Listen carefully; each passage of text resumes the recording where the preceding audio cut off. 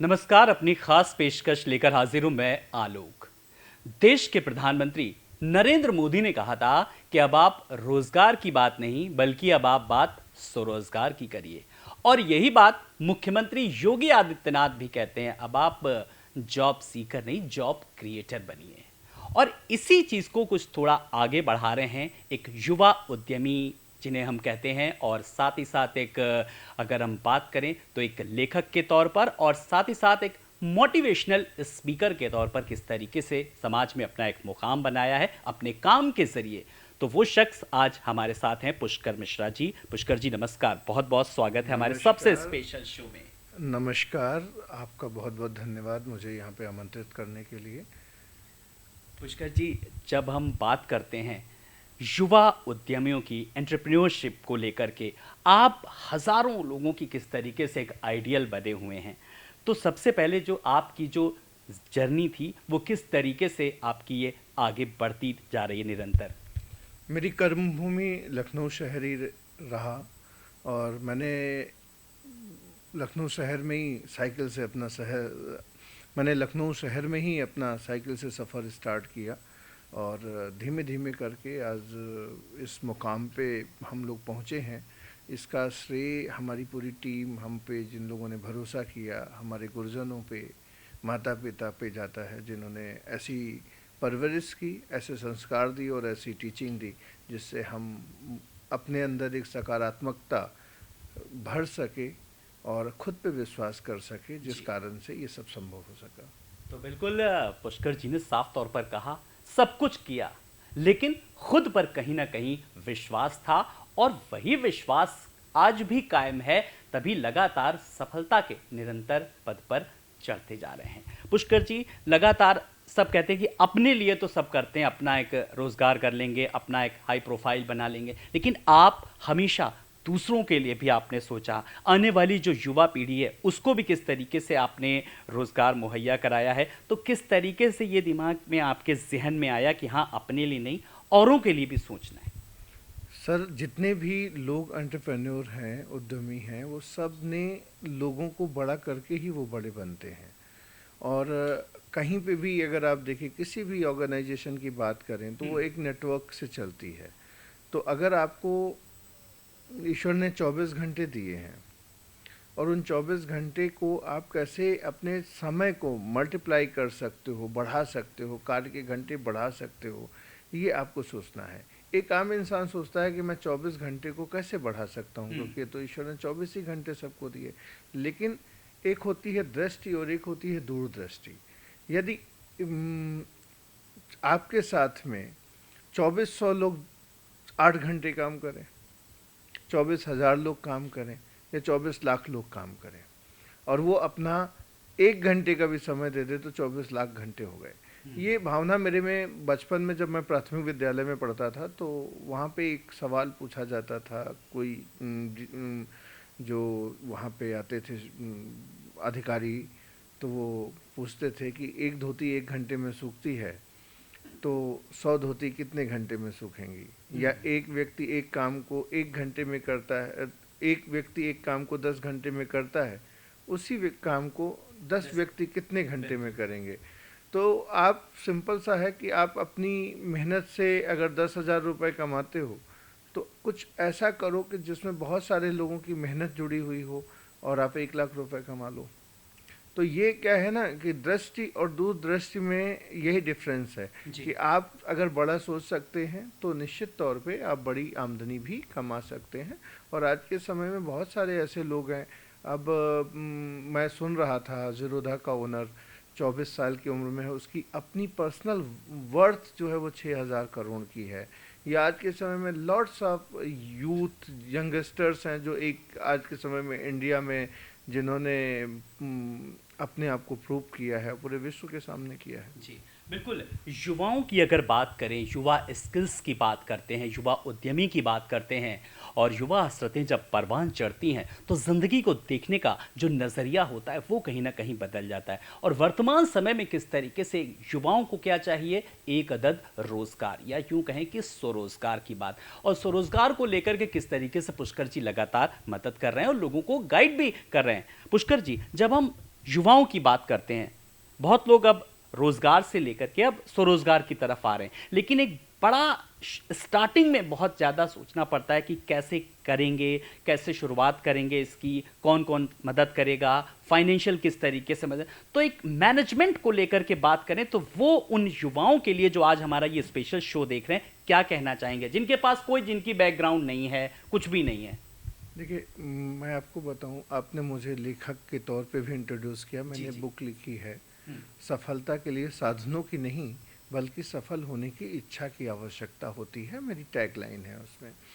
मैंने जब स्टार्ट किया था मेरे पास कोई साधन नहीं था और साइकिल थी, और मैं चाहता तो किसी को भी एक्सक्यूज़ दे देता, कोई भी आदमी मेरे को ब्लेम नहीं करता कि तुमने अपने आप को प्रूव नहीं किया और तुमने एक सिंपल सी एक नौकरी ज्वाइन कर ली, इधर प्राइवेट और हो सकता है सरकारी भी मिल जाती। तो ये आपके मन की इच्छा है कि आप आपके आप को अपने आप को प्रूव करने के लिए क्या करना चाहते हो। क्योंकि कोई आपको एक लाइन है बड़ी अच्छी, मैं बोलता हूँ अपने सेमिनार्स में, ट्रेनिंग सेशन में, मंजिल कभी खुद चल के नहीं आती, मंजिल तक चल के जाना होता है। तो आपको ये डिसाइड करना है एज ए यंगस्टर, या व्हाट्स एवर आपका जेंडर है, मेल है, फीमेल हैं, आप 50 साल के हैं, 60 साल के हैं, 30 साल के हैं, 15 साल के हैं, ये आपको डिसाइड करना पड़ता है कि आपको कहाँ पहुँचना है। अगर आपका एम, आपका गोल क्लियर है तो मुझे लगता है कि लोग आपको आगे बढ़ाने के लिए खड़े हैं। बहुत अच्छा भारतवर्ष में पॉजिटिव माहौल है। हमारे देश के प्रधानमंत्री श्री नरेंद्र मोदी जी इतने विजनरी हैं कि उन्होंने startup India, skill India, women empowerment, make in India, lots of चीज़ें उन्होंने हमारे देश में परोसी हैं, जिससे युवाओं को मुझे लगता है कि बहुत सीख मिली है। बहुत सारे युवाओं का थॉट प्रोसेस चेंज हुआ है। और एक छोटी सी चीज़ बदलने की ज़रूरत है हमारे देश में, जैसा मुझे लगता है कि अभी हमारे देश में व्यावसायिक माहौल नहीं है। जी। अभी तक यही समझ में आया कि ये बनिया का बच्चा है तो ये उसकी गद्दी पे ये बैठेगा। तो वही घराने या वही परिवार व्यवसाय में है जिनके परिवार पहले से व्यवसाय करते आ रहे हैं। हमारे यहाँ पे जो जॉब सीकर वाला आपने बोला ना, वो मेंटालिटी है। क्योंकि बच्चा पैदा होता है उसको शुरुआत से ही ड्रीम दिखाया जाता है कि नहीं ये जॉब करेगा, पढ़ाई इसलिए करनी है, कहीं नौकरी नहीं मिलेगी, लॉट्स ऑफ फोर्सेस होते हैं। तो अभी हमारे यहाँ पे एक माहौल चेंज करने की आवश्यकता है। और जो शिक्षा है, जो स्किल इंडिया है, वो केवल एक मिशन के तौर पे नहीं चलना चाहिए। मुझे लगता है कि 8वें के बाद या 6वें के बाद से वो स्कूल में इम्प्लीमेंट हो जाना चाहिए। तो स्किल डेवलपमेंट वो बहुत महत्वपूर्ण है। और किसी ने पीएचडी तो कर लिया लेकिन उसको स्किल नहीं है, उससे जब भी बात करो कि साहब आप ये जॉब कर लो, बोलो बैठ के काम करने की नौकरी मिल जाए, 10 में से 9 आदमी बैठ के काम करने की नौकरी करना चाहता है जी। लेकिन वो चैलेंजिंग जॉब है जहाँ पे आपको रिजेक्शंस फेस करने पड़ सकते हैं, उन जॉब में व्यक्ति नहीं जाना चाहता है। इसका सिर्फ एक कारण है कि लोगों को हमारे देश में भी माहौल नहीं। लेकिन मैं ये एश्योरिटी के साथ कह सकता हूँ अभी बहुत कुछ बदल रहा है। लेकिन धीरे धीरे अगर बात करें तो समाज में सामाजिक प्रतिमान कहीं ना कहीं बदलते नजर आ रहे हैं। एज बीइंग जर्नलिस्ट मैं आपसे एक सवाल करना चाहता हूं। आए दिन आप पढ़ते हैं कि जैसे किस तरीके से करोड़ों का पैकेज छोड़ करके अब ऑर्गेनिक खेती में लोग जुटे किस तरीके से, लेकिन धीरे धीरे कहा जा सकता है कि एक बदलाव की बयार वो आप महसूस कर रहे हैं? बिल्कुल महसूस कर रहा हूँ। और आज की आवश्यकता है, अगर किसी को भी स्वस्थ रहना, और स्वास्थ्य सबसे बड़ा चैलेंज है, तो ऑर्गेनिक खेती हमारे देश में हमेशा से होती रही। जो व्यवसायीकरण जब हुआ तो केमिकल्स और यूरिया इंट्रोड्यूस हुआ तो सारी चीज़ें उस तरफ बढ़ गईं। लेकिन फिर वैसे ही लोग जड़ों की तरफ वापस लौट रहे हैं। और ऑर्गेनिक खेती को हमारे प्रधानमंत्री जी भी बहुत अधिक प्रमोट कर रहे हैं। क्योंकि चीज़ें ऊपर से शुरू सही होती हैं तो नीचे तक सही होती हैं। तो बहुत बारी लोग कहते हैं कि नहीं, नीचे हम सुधरेंगे तो सब चीज़ें सुधर जाएंगी। लेकिन अगर हमारे देश का प्रधानमंत्री विजनरी है, वो उस चीज़ को डाल रहा है, तो तभी नीचे तक चीज़ें जा रही हैं जी। और निश्चित तौर पे बदलाव तो हो रहा है। बिल्कुल, बदलाव को लेकर के बात करें, स्वामी विवेकानंद ने भी साफ तौर पर कहा था कि जिस तरीके से वास्तविक शिक्षा वो है जो किसी को अपने पैरों में खड़ा होकर के सक्षम बनाए। आप इस संदर्भ में क्या कुछ कहना चाहेंगे, जिस तरीके से चाहे वो शिक्षा पद्धति को लेकर के बात करें, चाहे वो एजुकेशन सिस्टम को लेकर के, या वर्तमान समय में जिस तरीके का जो एक माहौल है, खास करके अगर मैं उत्तर प्रदेश के परिप्रेक्ष्य में बात करूं तो? सर, मैंने बोला आपको कि 6वें या 8वें के बाद से स्किल डेवलपमेंट की ट्रेनिंग स्टार्ट होनी चाहिए, और सेम एजुकेशन से, जैसे सेम किताबों के साथ में कोई जैसे बच्चे हैं वो डॉक्टर, इंजीनियर, चार्टर्ड अकाउंटेंट सब कुछ बन रहे हैं केवल सेम बुक्स पढ़ के। तो लेकिन बिजनेस एंटरप्रेन्योर बनने के लिए अलग किताबें हैं, तो उनको भी बेसिक से इंट्रोड्यूस करना चाहिए मुझे लगता है। और ये जो स्किल इंडिया का प्रोग्राम है, इसको तो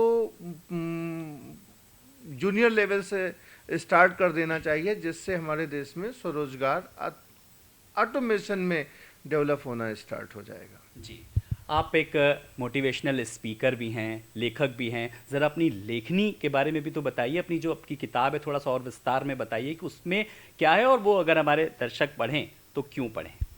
देखिए, मेरी किताब का नाम इच्छा है। मैंने कभी नहीं सोचा था कि मैं कोई किताब लिखूंगा, या मैं कभी अपने आप को इतना बड़ा कोई लेखक, ऑथर नहीं क्लेम करता। मैंने अपने 24 साल की जो जर्नी है, उसमें मैंने जो अपने सीनियर से सीखा है, अपनी माँ से सीखा है, स्कूल गांव में सीखा है, काम करके सीखा है, बहुत बड़े बड़े लेखकों को, विचारकों को पढ़ के और उनको सुन के सीखा है, उनको मैंने अपने भाव में लिखा है, जिससे एक ऐसी पुस्तक मैं बना सकूं जिसको इंसान अगर पढ़ेगा तो निश्चित तौर पे स्वयं को सकारात्मक रख सकेगा। नज़रिया आपका निर्धारित करता है आपके जो जर्नी है उसको। तो यदि 2 ग्लास हैं, बहुत सबने सुन रखा है कि आधा खाली या आधा भरा हुआ है, तो आप कौन सा देखते हो? तो मुझे ऐसा लगता है कि पुस्तक जो है, ये यदि कोई पढ़ता है तो वो सकारात्मक पहलू देखेगा। और मैं सबसे यही कहता हूँ कि आप 10-15 मिनट सोने से पहले इस किताब को पढ़ के सोइए, तो मुझे लगता है कि ये आपको स्ट्रेस, एंजाइटी आपको से दूर करेगी, और आपके अंदर एक कॉन्फिडेंस लेके आएगी, जो निश्चित रूप से मैं कह सकता हूँ कि वो कॉन्फिडेंस आपको आगे लेके जा सकेगा। कहते हैं ना, गुब्बारा कोई हवा में नहीं जाता, उस जिस गुब्बारे के अंदर हीलियम गैस भरी हुई होती है वो ऊपर जाता है। तो अगर आपके अंदर उत्साह, सकारात्मकता भरी हुई है, तो आपको ऊपर जाने से कोई नहीं रोक सकता। तो पुष्कर जी हमारे साथ लगातार बने हुए हैं, और पुष्कर जी जितना बताते जा रहे हैं उतना और भी उत्सुकता आती जा रही है दर्शकों में। एक सवाल मेरे मन में भी है, आपने गुब्बारे का उदाहरण दिया, हीलियम गैस को लेकर के किस तरीके से ऊंचा उड़ता जा रहा है, तो पुष्कर जी में ऐसी कौन सी गैस है, ऐसा कौन सा है जो बिल्कुल ऊंचाइयों की ओर अग्रसर है? मेरे सामने जब मैंने स्टार्ट किया था बिजनेस, तो मैं अपने सीनियर के पास जब मिला था, उसने कहा कि ट्यूशन में पढ़ाता था अपने घर के खर्चों के लिए, क्योंकि जितने पैसे मिलते थे घर से पढ़ाई के दौरान उतने पर्याप्त नहीं थे, तो ट्यूशन पढ़ाता था। तो मेरे सीनियर ने मुझसे कहा था एक ट्यूशन ये भी कर लो। तो जब मैंने किया तो स्टार्टअप किया, फिर मुझे बहुत सारे रिजेक्शंस आए, बहुत सारे लोगों ने मजाक बनाया, हंसी उड़ाई। तो मैं एक दिन उनके पास गया और मैंने कहा कि सर क्या करें? तो बोले तुम्हारे पास 2 ऑप्शन है। एक ऑप्शन है कि जो लोग मजाक बना रहे, हंसी उड़ा रहे हैं, उनको सही सिद्ध कर दो कि वो सही हैं, या खुद को सही सिद्ध कर दो। तो मैं I am highly thankful two of my mentors, teachers, guide. उनका मैं दिल से शुक्रगुजार हूँ, जिन्होंने मेरे अंदर एक भाव पैदा किया कि मैं जो काम कर रहा हूँ मुझे उसमें स्वयं को प्रूव करना है, और अपने आप को सही सिद्ध करने के लिए मैंने इतने वर्ष लगातार निरंतर एक काम किया। और कहते हैं ना, there is no substitute of hard work. तो वो कल था, आज भी है और आगे भी रहेगा। तो हार्ड वर्किंग एटीट्यूड यदि आपका है, पॉजिटिव आप हैं और प्रोग्रेसिव हैं, तो निश्चित तौर पे आपकी ग्रोथ होगी, आप सक्सेसफुल होंगे। बिल्कुल, जीवन में सकारात्मकता हमेशा रखनी चाहिए। बिल्कुल, किस तरीके से पुष्कर जी लगातार तमाम सारे जो अपने विचार हैं वो अपने दर्शकों से शेयर कर रहे हैं। पुष्कर जी, जब आपने जिस तरीके से काम किया, जब तब शुरू से ही मन बना लिया था कि हाँ मुझे अपना कोई बिजनेस करना है, या हाँ भाई बड़े इंजीनियर, डॉक्टर बनना है? नहीं, मेरा सपना था आईआईटी की कोचिंग करके आईआईटीएन बनने का, मेरा भी जैसे बाकी सबका होता है, लेकिन कुछ आर्थिक समस्याओं के कारण मैं आईआईटी की कुछ फीस नहीं भर सका।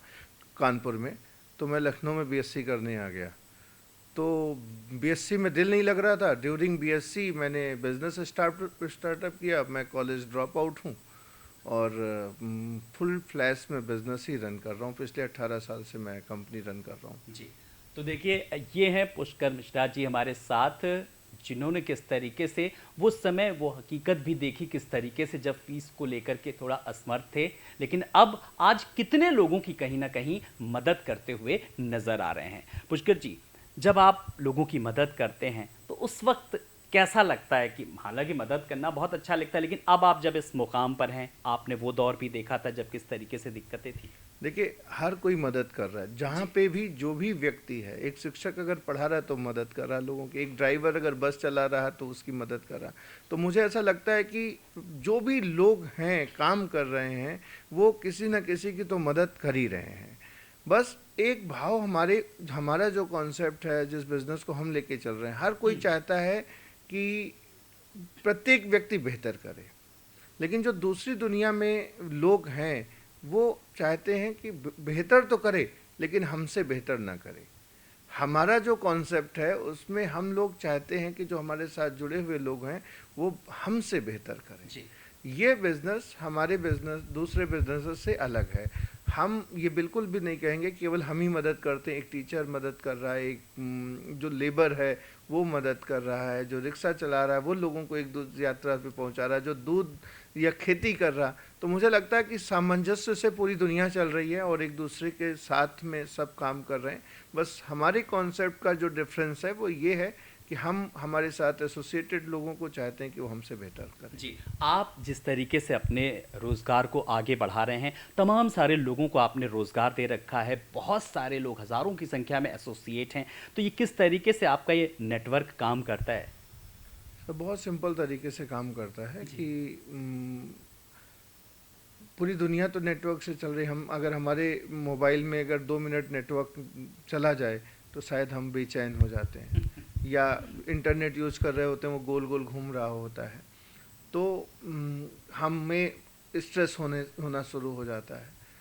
नेटवर्क बनाना आज का काम नहीं है, ये वर्षों से ये चला आ रहा है।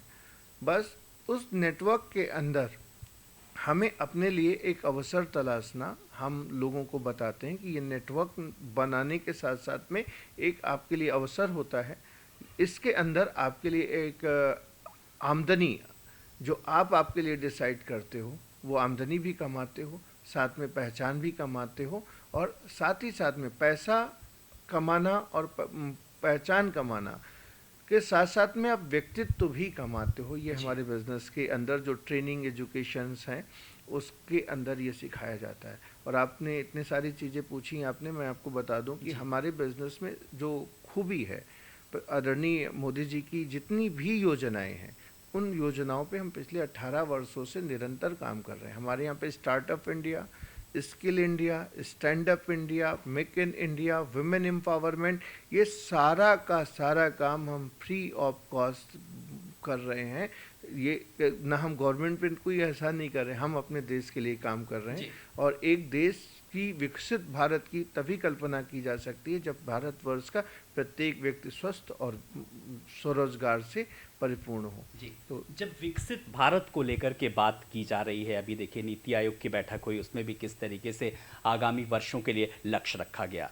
जब उत्तर प्रदेश के परिप्रेक्ष्य में, ये मेरा एक खास सवाल खास करके हर शख्स के जहन में होता है, युवा के जहन में, कि अभी जो उत्तर प्रदेश में जो माहौल है, जब कहा जा रहा है कि अगर आप इज ऑफ डूइंग अपना कोई भी बिजनेस करना चाह रहे हैं, आप युवा उद्यमी बनना चाह रहे हैं, तो एक अम्ब्रेला फैसिलिटी की जिस तरीके से बात की जा रही है, तो वो आपको क्या लगता है कि वो फैसिलिटी हैं, उन युवाओं को फ़ायदा उठाना चाहिए इस चीज़ का? कहीं ना कहीं योगी सरकार लगातार किस तरीके से युवाओं को मौका दे रही है?